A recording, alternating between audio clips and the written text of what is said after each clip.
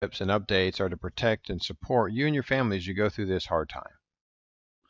So what I'm going to do is actually shift out of here, and I want to take you to the CDC website.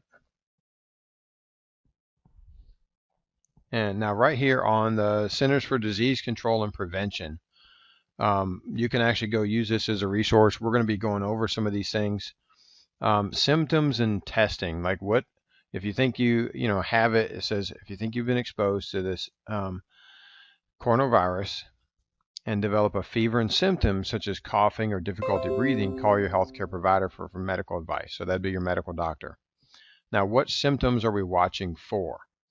So the reported illnesses have ranged from mild symptoms to severe symptoms and death for confirmed coronavirus disease in some cases. The following symptoms may appear 2 to 14 days after exposure.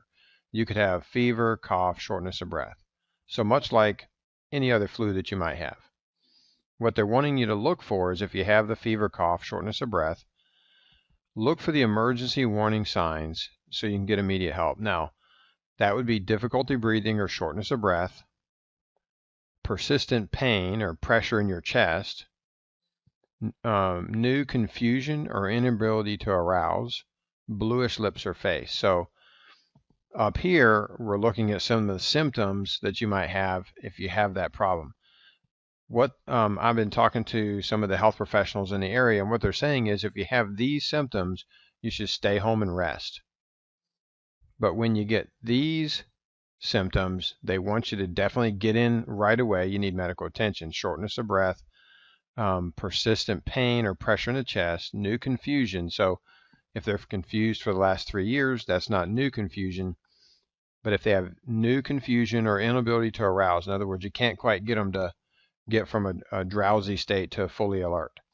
Or if they're bluish lips or face, they might not be getting enough oxygen. This is not all inclusive, so if you're concerned or what have you, then contact your medical provider. One of the main things is don't panic. Listen to the information. Kind of be aware of what's going on around you and what you're feeling.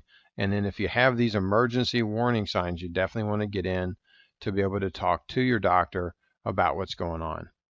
So this has been one of the 10 steps, one of the daily tips for the coronavirus. If you need anything, any help, advice, or and you have any questions, you feel free to call the office, my office, Dr. Jason Tripp, at 724-342-2225.